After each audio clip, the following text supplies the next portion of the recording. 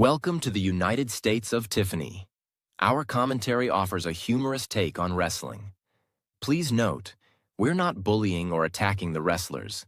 We're engaging with the choreographed sport and its storylines. Our jokes and observations are about the characters and storylines, not the real people behind them. Tourists and citizens alike, welcome. Enjoy the show, and remember, it's all in good fun.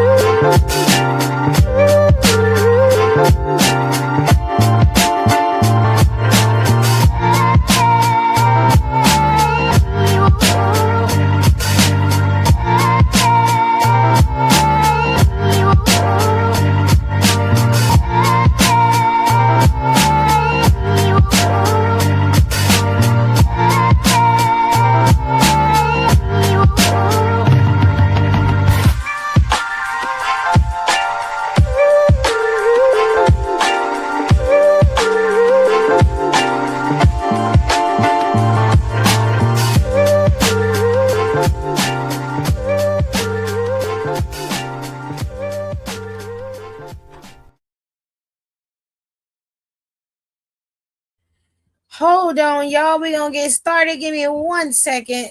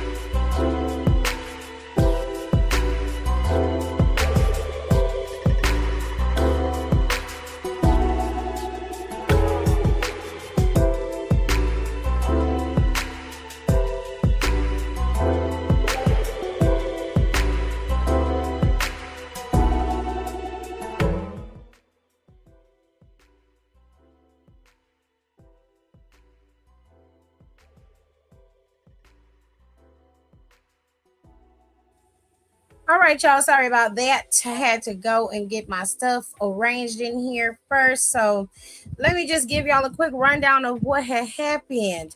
Roman Reigns kicked off the show tonight, and he basically was giving all of his cousins their props. He made sure to give acknowledgement to Jey Uso. He made sure to give acknowledgement to Big Jim. And he even gave acknowledgement to Jacob Fatu by bestowing on Jacob Fatu his very own Ulapala. Now, Marv seems to be Roman Reigns' assistant. He handles everything around him, from the food to his clothes being pressed and laid out, the cars being taken care of, their bags and gear being put in the car, ready for the plane so they can leave to go wherever the tribal chief needs them to go. So if you hear him yell Marv, it's his assistant that he's referring to. Now, Marv keeps his belt for him. For whatever reason, Roman does not have his side plates on that belt, but there are silver WWE plates on that belt, but his plates aren't on the belt. It's interesting. Anyways, Roman came out there, acknowledged everybody, seemed to be in a very good mood. And then Jay decided to try to put Jacob on Front Street about how he's not listening and he needs to get told what to do or he needs to get taken care of. We need to get his ass in line. Roman is and his cousins are standing in front of Jacob and they like, yo. Roman like, you don't want to listen to the twins? What's up? What's wrong with you? And Jacob was like, I'm only going to acknowledge you, my OTC. I'm not listening to no twins. Hell no. I'm going to acknowledge you. Roman, now OG Roman would have told him he got to do what he's supposed to do, that he's a tribal chief. He gave him an order. He's supposed to do that. But that's not what Roman did. Roman told him, hey, we don't need no yes man around here. I like that in you. I appreciate that. He called Marv and gave Jacob his own Ulafala in front of them two twins. Now, let me make sure y'all understand how that shit worked. Jacob Fatu, truth be told, the best way he's earned Roman's respect is by standing up to him and not just complying with everything that he wants to do. But because he fought him and he lost, he now has to work within the confines of the family. And because Jacob's biggest issue was that he was always the outsider,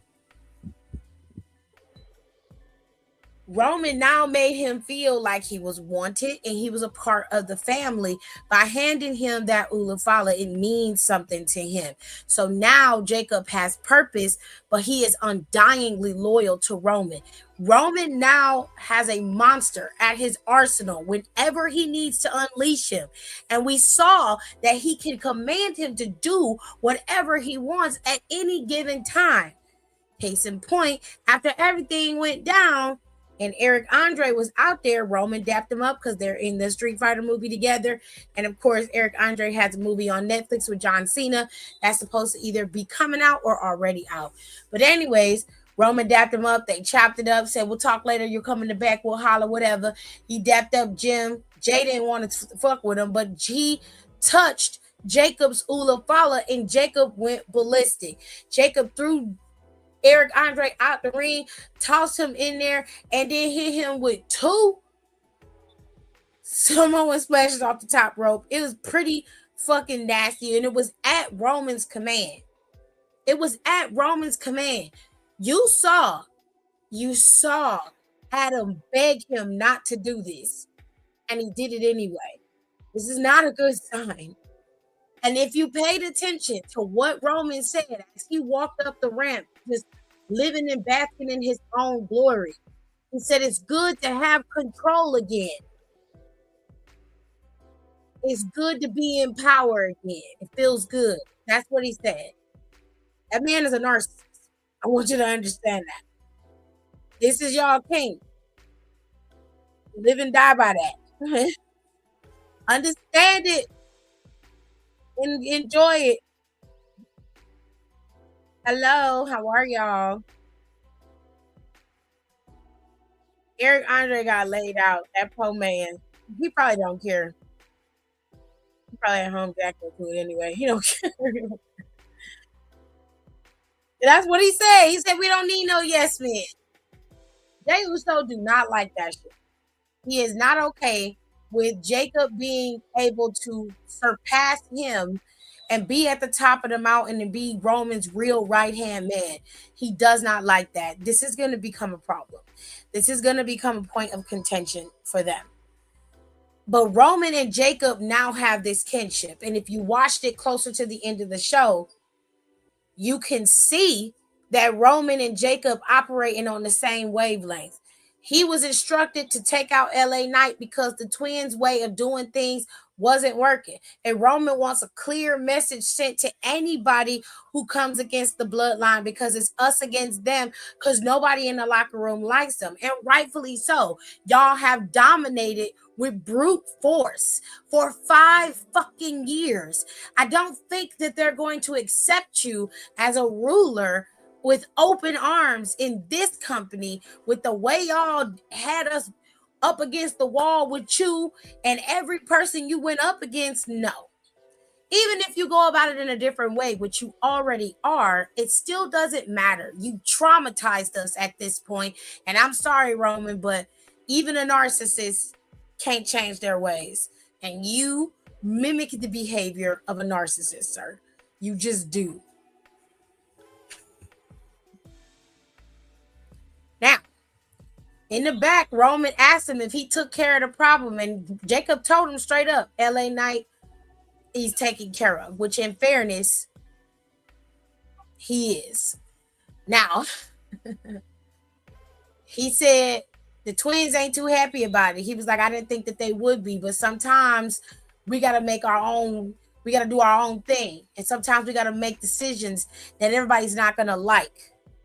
And then he dapped up his cousin and he said something to him, but we can't hear what he said. We only see him whisper in Jacob's ear, and then Jacob looks like he's been activated. So something tells me that Jacob is going to be attacking somebody else very, very soon. They said, what the fuck? He just went out there and decimated them. But who told y'all? Don said. Punk, he did say that. He did say that. That's true. That's true. Give CM Punk his props. Let's give him his props. Give it to him. Give it to him. Yeah. Give it to him. He deserved that. He did. He did. Anyways, we had the next round of the semifinals for the Queen of the Ring tournament. Raquel Rodriguez went up against Io Sky. And from what I heard last week, Raquel said, bitch, I got your number. She said, you're not going to be able to move. You're not even going to be able to think straight because I've already beaten you so many times. Girl, it's like I'm riding a bike when it comes to you. But Io said, girl, you don't fight with no honor. You don't fight with no honor. You ain't got no respect. So instead of worrying about whether you're going to win or not, don't worry. I'm going to win, so I'm going to beat the respect into you. You feel me? So Io got out there. Raquel got out there. And for the minute, it was looking a little touch and go for Io Sky because Raquel was tossing her little ass all over the arena. Her mouth bleeding. They in there just going back and forth. But ultimately, Raquel Rodriguez fell to the genius of the sky. It looked like you couldn't ground this genius. Your big ass had to eat a big old piece of humble pie. And it was nice watching you do it, Raquel. I ain't even gonna lie. I lived for every bit of it. I did, because it really satiated my soul, honey. It did. But Io Sky has advanced, and we now have to wait to see if Liv Morgan is gonna advance, or is the Queen, Charlotte Flair, going to take her rightful place closer, one step closer to that throne. Now, we're going to get to you in a minute. Chad Gable came out to a resounding raucous crowd in Baltimore. And of course, we had to deal with none other than y'all favorite boring Bulgarian brute, Rusev. Now, in this matchup, the two of them went at it, but Chad Gable did what Chad Gable does best, and he whooped Rusev's ass in the end. It was Suplex City. And this time, there's a new mayor in town. Chad Gable won this match. However, they decided to attack Chad Gable. And that's when Rey Mysterio and Dragon Lee came down there for the save. They were able to help protect Chad Gable and lift him up and give him all the respect that he has rightfully earned. And Chad Gable said after all of this is said and done, he has two more people that he has to make amends with. And those two people are definitely the former two members of Alpha Academy, Akira Tozawa and Otis. Now, I know that Maxine is not going to accept Chad Gable's apology, and rightfully so. Chad Gable was cruel to her in more ways than one. But she also has a little bird in her ear that is boring and weird, and his name is Austin Theory. So more than likely, the reason why she won't accept this apology from Gable is going to be all because of her new boyfriend that she running around in the E with. Speaking of her new boyfriend, they couldn't leave Logan Paul at home. We had silence for at least a month. We've been chilling, enjoying Raw and riding a wave of quietness. And they decided to bring this fool back.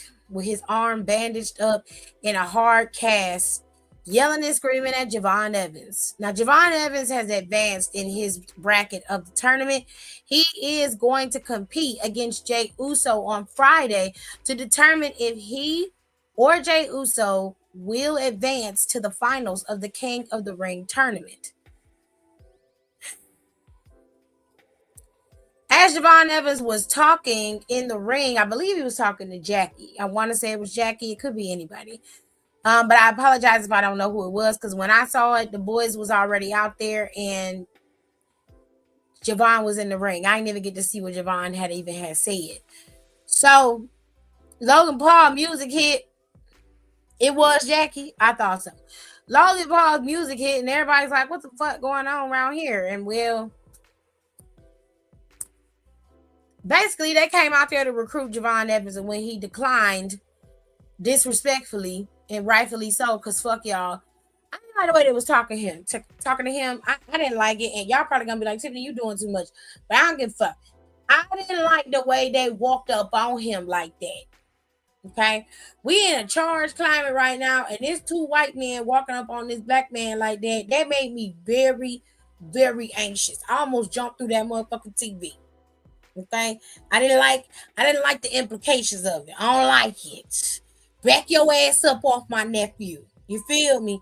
But anyways, Logan Paul extended the invitation, told him he got great potential. He's an amazing, but he's got a ruthless, undercut underneath all of that good boy, level. And we want you in our group.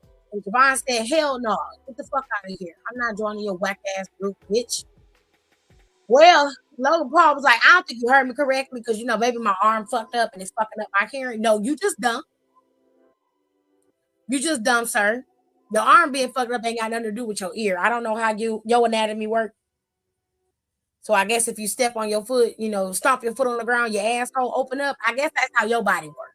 But the way my body works, my ears don't have nothing to do with my arms. My ears don't connect to my arms and feet. So none of that, affects how I hear things.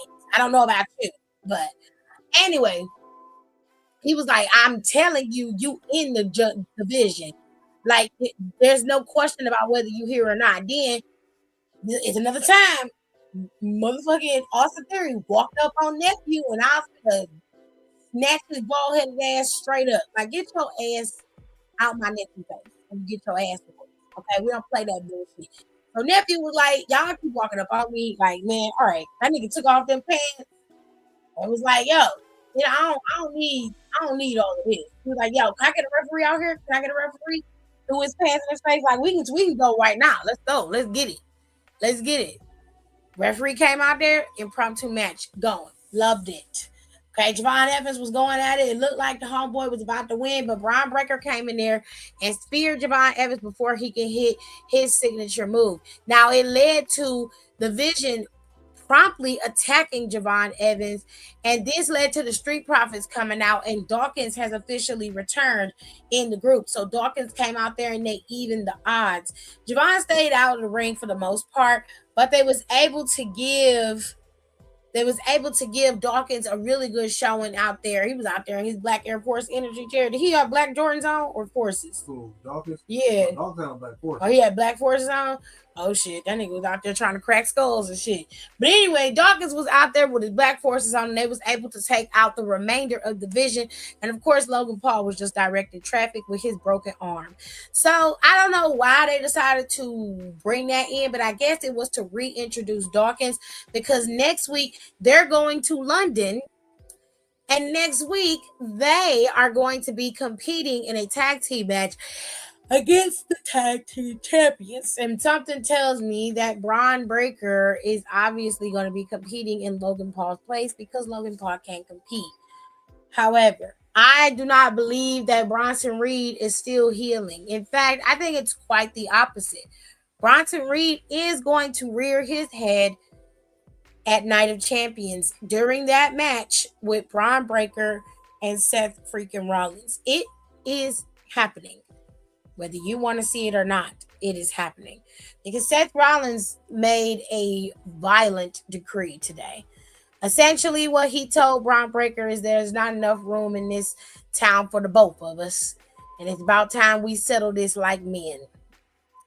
So he said instead of having another regular ass match, that ain't gonna be big enough. That ain't gonna be strong enough to hold us. So at Night of Champions, it will be Seth freaking Rollins versus Braun Breaker inside a steel cage. We haven't seen a steel cage match since Cody Rhodes went up against Drew McIntyre for the WWE Championship. That was the last time we had a steel cage match. Now we're having another one to end this feud between these two. Personally, I would have rather it been a Hell in a Cell match, but you know, steel cage still works. Love that for you guys. Anyways, there was a match between Charlotte Flair and Roxanne Perez, and of course, Liv Morgan came out. Now, in the back, Liv was talking to Roxanne and she was telling her, like, look, I'm finna take care of Charlotte for you. You're gonna win this. I'm very proud of y'all. And even though, Roxy, Raquel didn't win, but Liv was very much, let's focus on me because me and Dom about to be king and queen of the ring. So we can't focus on the negativity. It's all about me now. And that's what she was saying. And I was like, well, damn. Just fuck your friend, right? Fuck your homegirl. She don't get no love. Okay, girl. Ooh, you ain't shit. Anyway, she went in there to try to talk to Danhausen so Danhausen could curse Charlotte. She tried to manipulate him, flirting with him, didn't work. Danhausen is an evil demon, bitch. I don't know why you thought that somehow your white trash feminine ways was gonna get that man to do what you wanted him to do. That man said, I want all your human monies. Give me a song and put me in your next music video. Give me a verse in your music, in your song, telling people how much you love Danhausen, and give me some more human monies because I need some more human monies. And then maybe we could talk about cursing your friend. Liv Morgan was like, okay, fuck it. I'll do it the hard way. I was like, good. Trouble your ass the fuck on out of here. Gone somewhere. Anyways, all of that goes down. Monday Night Raw is ceasing and moving it forward. And LA Knight goes out there and starts popping off at the mouth. And Jimmy decides that he's the one. It's tasked for Jimmy to take care of LA Knight. Jimmy doesn't want to be the guy who just attacks people just because they're saying things about the bloodline. He's going to warn you first. Look, I'm trying to tell you, like, mind your business. If it's not involving you, if it's not hurting you, like, back off. Jey Uso, hothead, he done moved back into this space of, I can't control myself. I don't know what to do. I have to be on a leash next to the tribal chief. It's very insecure energy that Jey Uso is giving off, and I don't like it. But it is what it is, you know what I'm saying? However, he's coming out there talking about he ain't trying to hear nothing LA Knight got to say. He talking shit about the family. It's time to take his ass out. So they get to fussing, fighting, and tussling. Jimmy sees his brother getting beat down, so he kicks homeboy in the face. Jey Uso goes out of the ring, grabs a chair, and Jim's like, look, we done did what we need to do. We don't need to go that far. Just let it lie where it is. And, well, Jay tries to take him out, gets hit in the face, and laid out. Jimmy then tries to go after LA Knight, and they tussle and they fighting, and it doesn't work out for him either. And as they're both getting laid out by LA Knight, this is when Jacob shows up and puts that tongue in death grip on LA Knight and lays him out right smoothly. He gets up and yells, we tried it your way and now we're going to do it my way.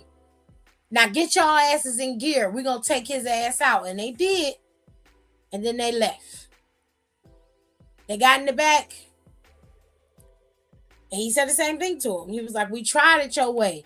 Your way don't work. So we're going to do it the OTC way. I took him out. And that's it. So he walked away. Jimmy was like, yo, your ass is tripping. You got to calm the fuck down. This is not going to work out. As much as people want this bloodline shit to work out, it ain't going to work out. Eventually, Roman going to end up turning on his own cousins. And he going to have Jacob take them niggas out too. And not only that, but I want y'all to prepare yourselves. Because I do not feel like War Games is going to be the bloodline versus the world. It is going to be the bloodline versus Solo and whatever crew he has at the time. And I'm assuming that he's going to manipulate Royce enough that he is going to show up and be a part of that version of the bloodline. It's going to be the bloodline versus the bloodline inside the War Games battlefield. Now, as far as the women's concerned, I don't know how that's going to go, but it's going to be an interesting time nonetheless to see how that begins to develop. But final thing that we saw today was a scaredy cat versus a king. We all see that underhanded tactics and sneak moves and maneuvers, while they get you to the dance, they do not always get you the prize. And Dominic Mysterio did not plan well going up against Obafemi, because all he had in his arsenal was JD McDonough. He never thought that he needed to have anybody else out there. Like, I don't know, your woman, since she wants to be king and queen of the ring so goddamn bad. However, Dominic Mysterio low-blowed Obafemi, kicked him in the face, 619 him multiple times, and none of those things was able to keep this man down. He got one pin on Obafemi, and as soon as the ref got even ready to close to put his arm down to count, Oba kicked out. And then it was just an onslaught of attacks on both members of the Judgment Day. He beat the brakes off of Dominic Mysterio and JD McDonough, rightfully so, and he has clinched his spot in the finals of the King of the Ring tournament. Obafemi had made it very clear when the show got ready to go off. Not only is he going to be the King of the Ring and the ruler of the WWE, but he's also not a coward like Brock Lesnar. He said that Brock Lesnar, he thought that he was a man. And he said he couldn't believe he used to look up to him as a man, but now all he sees is a coward. And he said he's going to tie up some loose ends. He doesn't care who it is in the end. He doesn't care if it's Javon Evans, if it's Jey Uso, if it's Durr. He doesn't care who it is. All he cares about is that he is going to be the king of the ring. And eventually, he will get his hands on Brock Lesnar and make sure that he solidifies his legacy at the end of the day. Now, listen. I thought Brock was going to pop up today, but that man is obviously a pageant king at heart, and his ass is going to show up at Night of Champions and cost Obafemi his opportunity at being the King of the Ring winner. The win is going to go to Jey Uso, because I don't think that Javon is going to win. I also think that the vision might have something to do with Javon not winning, since they've decided to put a target on Javon Evans' back. Now, Jey Uso can suffer a loss to Cody Rhodes for that championship at SummerSlam. So that doesn't bother me. But what does get on my nerves is the fact that it didn't have to go like that.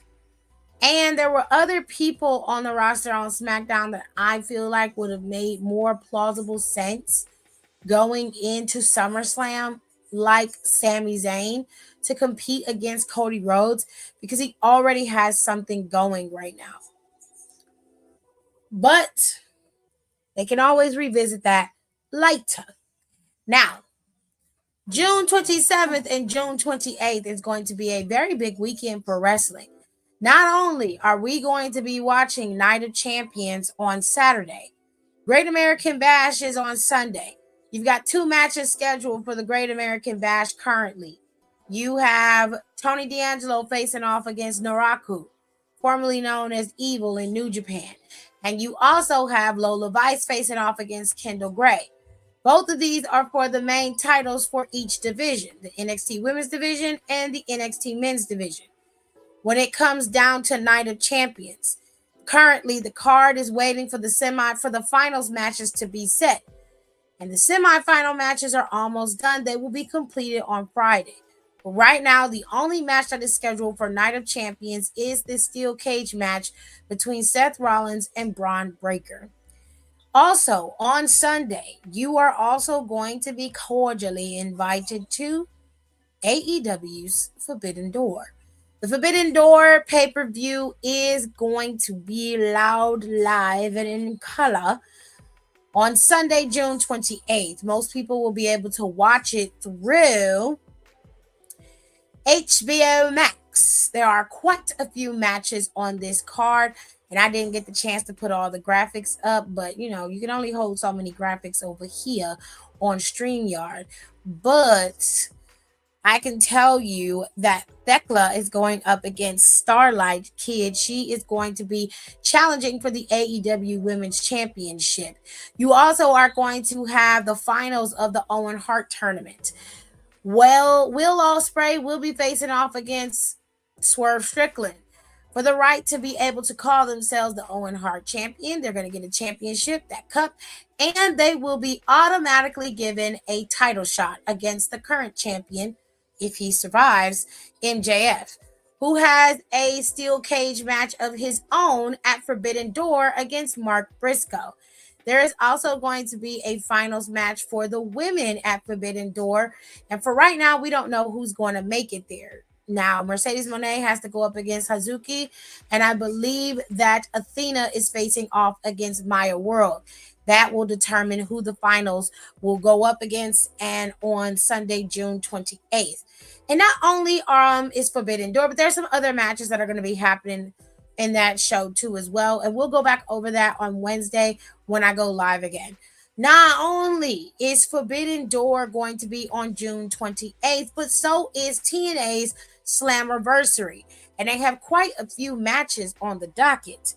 First things first, Slammiversary ladder match. The TNA World Tag Team Champions are being contested by former champions The System and the newly crazy and interesting tag team known as The Righteous. They remind me of Vince from Far Cry 5.